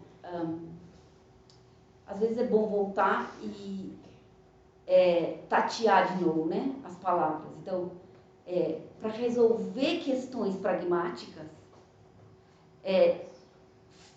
imagina-se colaborações entre especialistas, cientistas e não cientistas, né, a partir de diferentes práticas de produção de conhecimento, para formular problemas comuns que podem ser vislumbrados apenas conjuntamente. Essa era a ideia, né, que a gente passou a pensar ali, né? E isso era algo que na nossa área, né, já acontecia, né? Então, redes de pesquisa com comunidades tradicionais, comunidades periféricas urbanas, cartografias sociais colaborativas, processos de automapeamento de povos tradicionais, composições coletivas na escrita, né, na autoria, tais alianças entre comunidades, pesquisadores, né, alianças entre pesquisadores de diferentes áreas científicas, evidenciavam para a gente, que eram coisas que já aconteciam, né, a importância desses regimes de colaboração e cooperação na produção de conhecimento. E o que eu pensei que seria importante, né, para a gente pensar nesse tema de universidade, a democratização da universidade, como isso muda a universidade, como isso muda a forma da gente pensar, né, ou nos coloca problemas de como expandir essa ideia de como fazer ciência a partir de dentro da universidade, né, a gente tinha respostas muito particulares aqui a partir da nossa área, né. Isso que vocês estão vendo é a imagem da capa do nosso livro que a gente publicou pela EduFiscar, né. De novo, também uma coletânea, né, um projeto coletivo. Para a nossa área, isso foi algo que a gente foi levando para reflexões e preocupações da nossa área, né. Agora, o que eu queria trazer aqui, né, para essa discussão hoje para pensar, né, para a gente pensar conjuntamente, coletivamente, o que esse corpo queer que se tornou a universidade, o que ele pode na ciência, né? Como pensar nas diferentes áreas essa ideia da colaboração ou do colabor? O que isso significaria nas diferentes áreas, né? Eu, pessoalmente, agora eu comecei falando, né, que eu queria trazer aquele cartaz porque ele me abalou muito, e ele me abalou e ele me colocou em movimento, né? E eu termino, então, né, dizendo como fazer parte da UFSCar, né, fazer parte de uma universidade, quando eu entrei, ela já esse corpo da universidade, ele já estava, né, sendo modificado, e como foi incrível, né, ao longo desses anos, desde que eu tô aqui, né, estou aqui há 10 anos, como os meus alunos em sala de aula, né, eles mudaram os meus cursos, eles mudaram as minhas referências bibliográficas, eles mudaram aquilo que eu lia, né? Eles mudaram as preocupações. Então, tudo isso que a gente aqui na nossa área, né, que a gente no nosso grupo de pesquisa pensava em termos de vamos fazer esse colabor com outras práticas de conhecimento, na verdade, isso já estava sendo impulsionado por um colabor dentro da sala de aula aqui, né, de uma universidade que já estava mudando, né, que já tinha mudado. E eu quero terminar aqui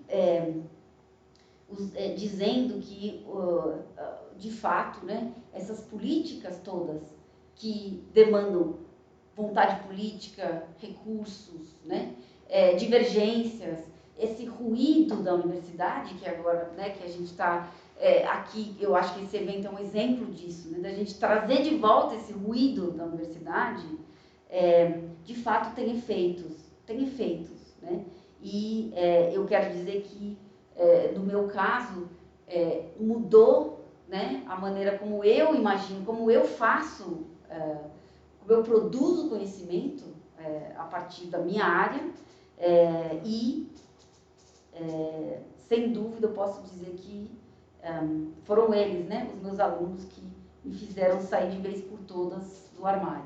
Então, obrigada.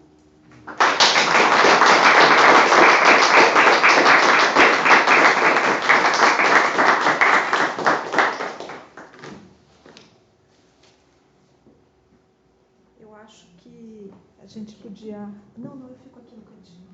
Acho que a gente podia abrir para, se alguém tiver alguma consideração a fazer. Mas antes eu queria dizer que foi um prazer poder ouvi-las. Acho que as falas, como a Catarina bem disse, elas convergem de maneira muito feliz, e elas vão muito ao encontro da intenção desses eventos sobre universidade pública e democracia, que é a tentativa de uma mobilização permanente dos membros do nosso centro, que as nossas áreas elas possam conversar e a gente possa discutir de maneira consciente, reflexiva e tendo uma consciência crítica, inclusive do nosso papel político dentro da universidade. Então, queria agradecê-las pela belíssima fala, pelas belíssimas falas e abrir para quem quiser fazer alguma consideração. Damon já tirou a máscara. Não é para respirar, né? É para fazer alguma coisa. Senta aqui. Vai lá. Vai, bota a cara aqui. Bota teu corpo aqui para aparecer. Não vai ficar escondido, não. Passa pela trás. Aqui. Deixa cair.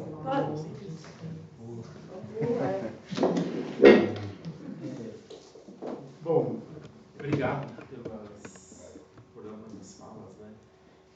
Eu achei muito interessante, eu fui me lembrando, eu vivi isso. Eu não estava na UFSCar, estava na Federal do Paraná, mas tem uma analogia, né? Tínhamos mesmo salão meu compasso, digamos, de tempo, né? Eu acho importante fazer essa memória institucional, como a Catarina, né? Sobretudo para os jovens, para os nossos alunos, né? É bom lembrar essa transformação, foi realmente uma mudança muito grande, né? Quantitativa e qualitativamente, né? Eu queria fazer uma consideração. Eu acho muito instigante, interessante a fala da Catarina, e conseguiu fazer essa, né, juntar essas duas coisas. Talvez eu não seja tão otimista quanto você, enfim, mas para te provocar um pouco, se falar um pouco mais, e talvez a Estela, acho que também podia falar um pouquinho, né? Que é assim, bom, primeiro, essa questão da invisibilização ou visibilização do poder é uma coisa assim, eu tenho a impressão que é um dos problemas fundamentais da pessoa política, né? O poder se manifestar, se mostrar, né? E o que acontece faz um bom parte de décadas, até de séculos, que é essa coisa da invisibilização do poder, né? Você pensa, por exemplo, na Troika Europeia, cara, os estados seguem a assinatura. Quem é a Troika, né? O Banco Central Europeu, ninguém vê, ninguém sabe quem são, aqueles... E o mercado parece um pouco isso também, né? Caminha para cada vez você não saber apontar a quem recorrer, contra quem lutar, qual que é a cara do adversário, né?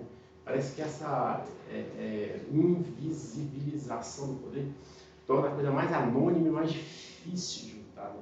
Então, como você falou que é a ideia de dar cara para o poder, fazer uma aniversário, o que você pensa nessa, que isso como uma luta política, uma luta política e da viabilidade disso? Isso é uma questão geral. A outra era que eu disse que eu sou menos otimista. Eu achei interessante essa coisa a universidade ter um corpo queer, digamos, você entende bem a tua fala, né? É como se tivesse incorporado essas eu não lembro mais os termos que estavam aqui, mas enfim, esse se tornou o corpo da universidade, né? Que é um pouco que ela estava apontando, o corpo qualitativo da universidade se alterou. Me lembrou, sabe o que, Catarina? Um debate dos frankfurtianos, sobretudo do Horkheimer no começo, quando eles preocupadíssimos com a hiperespecialização que o Weber apontava da ciência e tal, né, o risco que isso implicava, inclusive a liberdade de pensar, a transformar a sociedade, né? Eles achavam que havia uma saída, e o chamado de materialismo interdisciplinar era uma saída. Deve ser a alienação da especialização, tal, né? Mas foi um sonho de noite de verão. Logo ele enfim, aí vem o pessimismo frankfurtiano, né? De que não tem escapatória, né? A razão é instrumental. e não tem saída, né? Enfim, eles entram chegam no muro, né? Isso que é a dialética do esclarecimento, que é um texto, enfim, não sei se pode chamar de pessimismo, é um forte, assim, do ponto de vista. Não tem mais emancipação, há um bloqueio estrutural para a emancipação.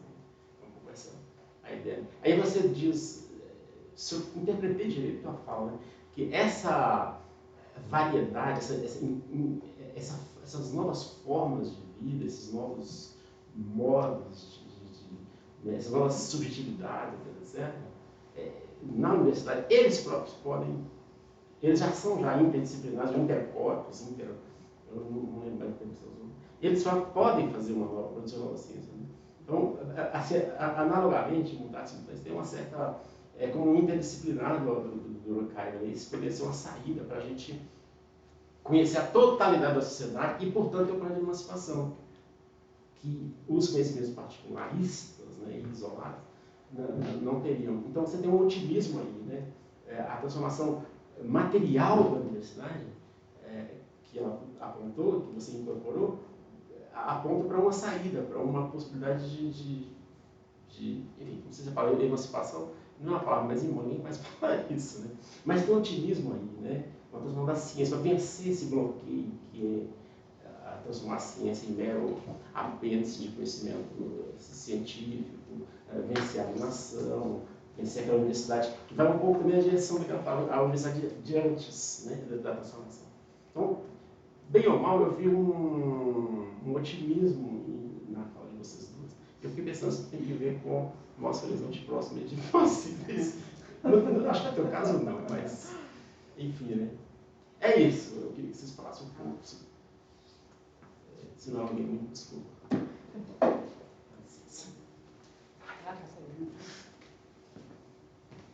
Então, obrigada. Pode já. Por favor. É muito esquisito para uma antropóloga dizer que estuda antropologia financeira. É algo assim esquisito, queer. Mas eu gosto muito. Pois é, mas a verdade é que eu fui para essa área porque justamente por esse incômodo, né, de que você disse, né, que no final das contas a gente está aqui, tem uma questão aqui que é a invisibilização do poder, né, a gente fala de algo que sabe essa ideia da feitiçaria capitalista, né, que apesar da gente não saber identificar, né, a gente não consegue saber quem são essas pessoas, onde elas estão, quem conversa com quem, a gente imagina, né? Mas assim, efetivamente, o corpo, isso que eu estou chamando, o corpo do mercado, a gente não consegue ver.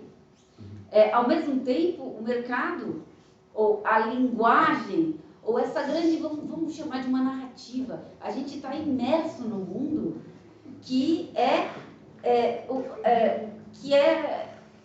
feito, né? Ele é moldado, não sei, a gente precisa achar e procurando a melhor palavra, né? Mas ele tem uma forma, né? Assume uma forma que é muito marcada por essa narrativa economicista. Eu tô usando essa palavra, mas a gente pode até dizer, hoje em dia, né? Eu diria que há 40 anos atrás, não. Foi um processo. Por isso que é tão interessante estudar a história do mercado financeiro no Brasil, porque isso é algo recente. Vocês lembram na década de 80, a Bolsa de São Paulo, o Vespa, né, na época, decidiu investir $14 mil para criar uma bolsa, né, um mercado de futuros, justamente isso que era.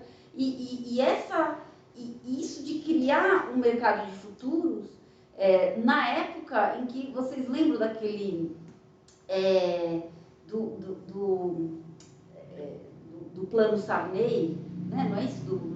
do Sarney, o plano cruzado. O plano cruzado que teve o congelamento dos... Vocês lembram daquilo? Aquilo se tornou um grande problema para esses empresários na época, porque o mercado de futuros ele precisa que a economia oscile para você poder, você negocia títulos, né, que tem uma oscilação. Então pode ser, por exemplo, oscilação de taxa de juros, pode ser oscilação, qualquer coisa que oscila, você pode criar um instrumento financeiro e negociar a sua variação, né? Se vai subir, se vai descer, ou se o preço vai subir, se vai descer, enfim.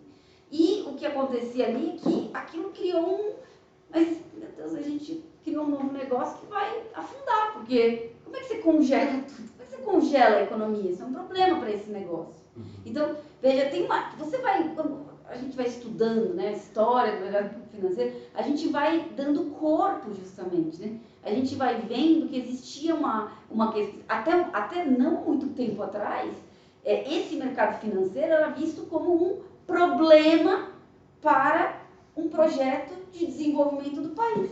Para você pensar uma nação que tem um desenvolvimento né, com um certo modelo que combate a desigualdade, né? Ou né, os vários modelos de desenvolvimento, eles eram pensados, inclusive pela macroeconomia, né? Existia ali uma disputa dentro da própria economia, né? Então, você tinha os macroeconomistas e você tinha esse pessoal que começou a falar a linguagem das finanças, né? E isso não foi, de novo, isso não foi só aqui no Brasil. Isso é muito recente, mas muito recente. O Paulo Guedes, que eu estava falando, né? Eu mencionei o nome dele, ele era ele era desse grupo, desse pessoal, né? Que queria fortalecer especificamente o mercado financeiro no Brasil. E o que aconteceu? O que aconteceu foi que isso teve uma expansão, né? Teve uma expansão tão rápida, né? Que agora, hoje em dia, a gente fala, o Ibovespa é o termômetro da política do país, né? Então, quer dizer, você vê que era um negócio que foi criado ali na década de 80 e isso se tornou parte do grande projeto de desenvolvimento de nação. Então agora, quer dizer, é como se essas duas coisas, por isso que eu estava dizendo, elas estivessem sobrepostas. Então, veja, eu fui para essa área porque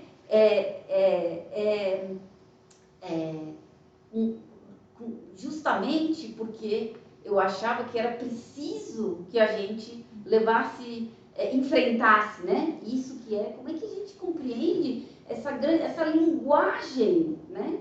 Que faz parte do mundo que a gente está imerso. Então, isso inclui, claro, a universidade. Então, a universidade cada vez mais, né? Ela cada vez mais, por isso essas políticas que eu estava falando, ela cada vez mais também está associada a essa ideia de que a gente está aqui para desenvolver produtos e serviços. A gente sabe disso.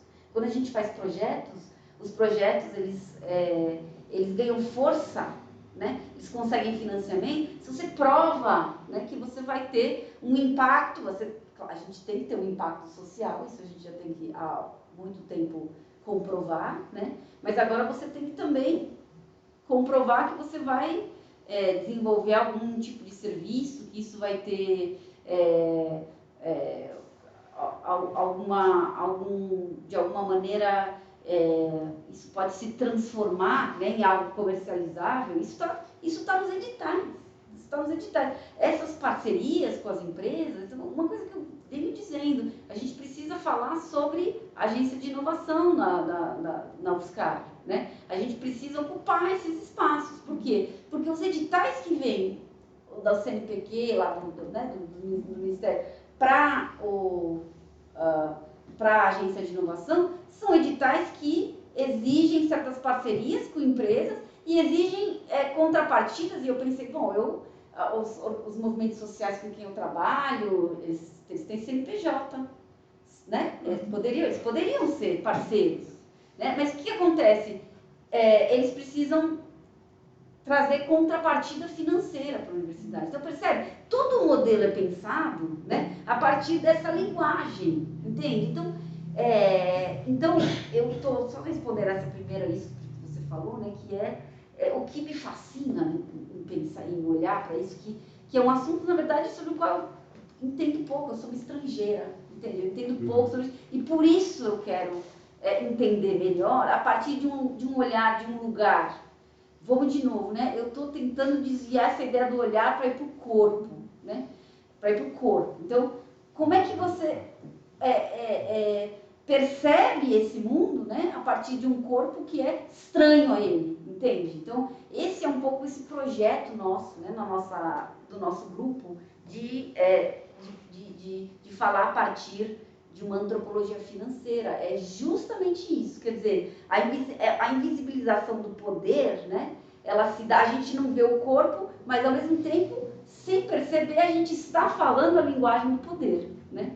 Porque essa é a linguagem com a qual a gente é obrigado a, enfim, se mover no mundo, né? E aí já vou, desculpa, eu falo muito, eu vou só terminar aqui falando sobre do otimismo. Não é otimismo, mas eu sou, na verdade, extremamente pessimista. Mas tem algo, né, que eu acho que é justamente que eu acho que é a diferença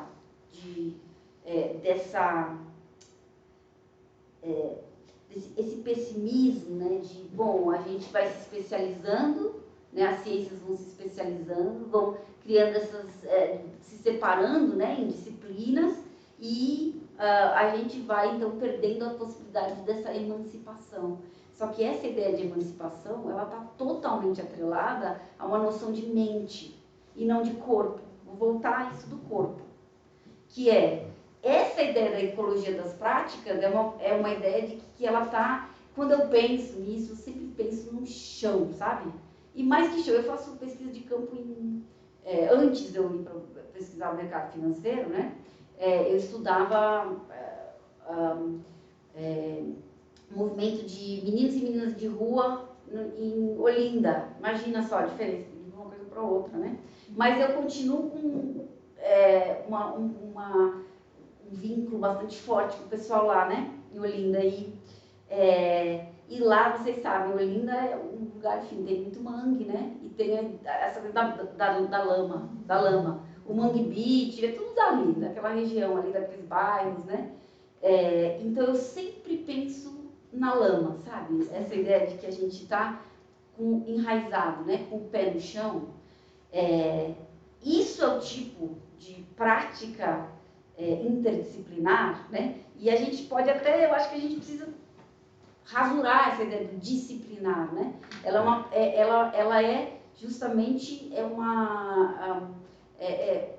a ideia de uma ecologia das práticas, porque é uma colaboração entre diferentes práticas de conhecimento que devem estar enraizadas, né? Que devem estar com o pé na lama, para usar a ideia lá do pessoal de Olinda. Então, e eu acho que é isso que esse corpo modificado da universidade faz, né? Ela disputa essa ideia de que a emancipação é a emancipação da mente. Ela nos joga de volta para o corpo. Então, você falou aqui, né, de questão de subjetividade, identidade. Se a gente ficar no corpo, né, claro que essas questões, né, são conceitos, né, que vão sendo atrelados a essa experiência corpórea, né? Essas práticas de conhecimento são sempre corpóreas, elas estão sempre enraizadas em algum lugar. E a nossa da universidade também está enraizada em algum lugar. E por isso que na verdade, foi um prazer enorme ouvir a professora Estela, porque eu acho que o que ela lembra é justamente isso, né? Esses corpos, eles fazem esse lugar, e esse lugar não é um lugar que plana, né? Sabe essa ideia da mente que plana? Na verdade, é um lugar que tem um corpo, então a gente volta para o corpo. Eu acho que esse que é então não é exatamente, talvez, procurar a emancipação né? Como um projeto da mente, né? Mas procurar essas colaborações e essas alianças que são pontuais, né? Que são muito particulares e que são sempre feitas entre corpos, entende? Eu não sei se é muito difícil. Desculpa. Então, eu vou mudar de registro completamente, mas chegando lá. Eu trabalho com criança. Passou de 3 anos, é muito velho para mim. Né? Então, o que aconteceu? Psicologia do desenvolvimento. Alguns anos atrás, a gente falava da criança. Existia uma criança. Embora nós soubéssemos que 95% da pesquisa produzida, da pesquisa empírica produzida sobre desenvolvimento, é feita com 5% da população mundial. A representação, por exemplo, é de 5% da população. Então, é a questão da invisibilidade do poder. Você vai para a sala de aula da graduação, mesmo da pós, não faz diferença, a literatura que você está percorrendo é a literatura produzida pelo poder. Então, esta é a invisibilidade do poder na medida em que você está trabalhando com um conhecimento que é produzido com o título de conhecimento sobre as crianças do mundo, no entanto, feito com 5% das crianças do mundo. E não é uma amostragem apropriada, não. A maioria das crianças são europeias, canadenses, americanas. Isto era normal. Esta criança, ela existia e ela era aceita e ela era a criança tipo de tudo que se fazia. A gente está formando psicólogos. O que acontece na sala de aula hoje? A afirmação, eu vou dar um exemplo concreto. A gente estava trabalhando questões da pandemia, uma das questões era luto e morte.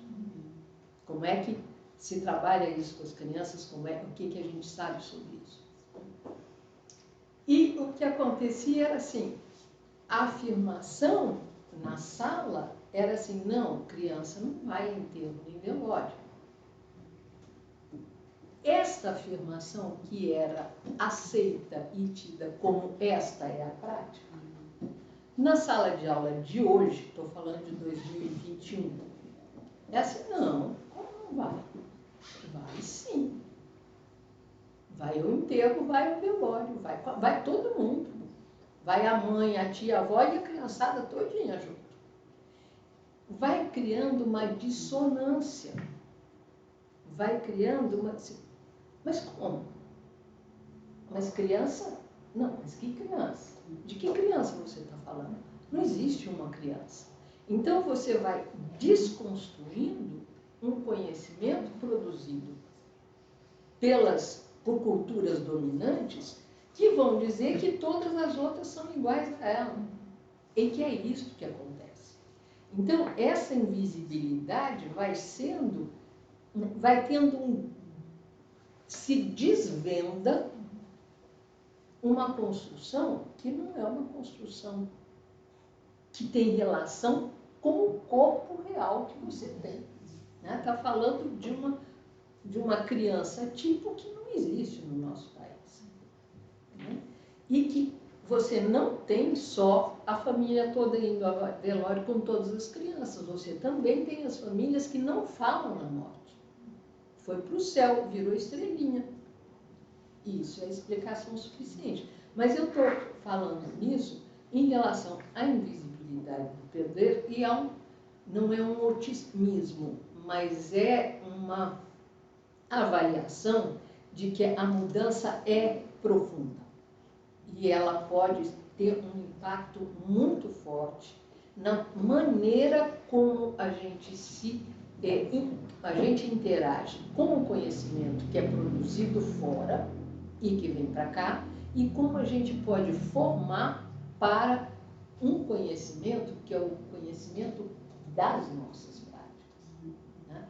Porque no nosso meio, isso que a Catarina fala da mente, a construção pela palavra, ela vai muito na frente da prática.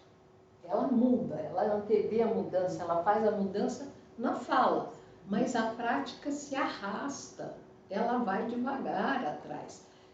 Quando eu estou falando disso, eu estou pensando no andar paquidérmico de uma universidade. A universidade é lenta. A nossa fala está muito na frente daquilo que é concreto. Embora seja assim, a gente tem esses espaços em que esse confronto entre culturas, entre práticas, entre modos de viver, se estabelecem e criam um problema para todos. Porque numa sala dessa, ninguém sai confortável da conversa. Você produz o desconforto permanentemente. E eu acho que a gente tem que aprender a viver com ele. E está aí o meu otimismo. No fato de que o desconforto pode ser permanente, mas ele precisa existir. Eu não posso ficar confortável. Não posso ficar confortável com o conhecimento que eu recebo, com o conhecimento que eu produzo. Não estou falando de mercado, estou falando de criança, né? De desenvolvimento, mas eu não posso aceitar que seja assim e produzir conhecimento como se fosse assim. É preciso que esse desconforto seja um espaço de tornar o poder visível, né? E desconstruir isso que tem sido proposto para nós. Eu acho que esse é um pouco o papel da universidade, né? E eu não estou nem pensando na grande produção de conhecimento, estou pensando na formação que a gente faz numa sala de aula de graduação. É um pouco por aí.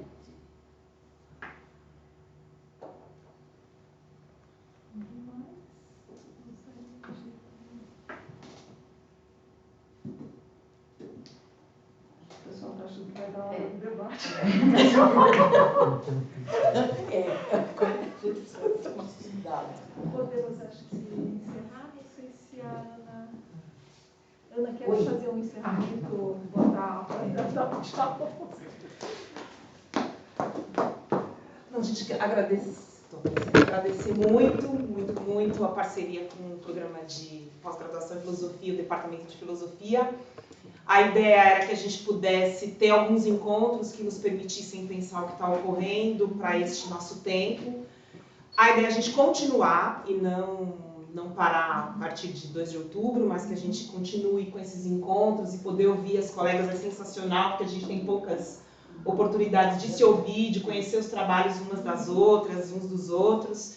E aí, ouvindo a Catarina, essa coisa do mercado, assim, é muito sintomático. Os termos que a gente escuta, né? A gente vê assim, o que o mercado sentiu hoje? Lá no jornal eles falam, o que o mercado sentiu? Então parece que ele é uma entidade, né? Que não tem alguém atrás dessa entidade. E aí o Damon partiu, mas eu, assim, como você, eu sou uma otimista incorrigível e acho que dessa questão do corpo ela é importante e o nosso otimismo é isso. Porque a gente esquece que quando essas coisas eram ditas, nesse percurso todo que você traz, nesse histórico todo que você traz, tinham pessoas, né? Ou seja, tínhamos nós. Então diziam que nós íamos acabar com a qualidade da universidade. Dizíamos que nós acabaríamos com o conhecimento da universidade. E bem, a gente está aqui hoje e a universidade está melhor. E nós vamos continuar fazendo aquilo que a gente tem que fazer, porque eu insisto muito nisso. As nossas pesquisas não são só pesquisas, nossas metodologias não são só metodologias, nossos temas não são só nossos temas, são as nossas plataformas de luta para mudar, que a gente vai mudar. Então nós vamos embora agora para a gente poder mudar mais tarde, se preparar para a semana e para o que virá. Muito obrigada, valeu, Carol.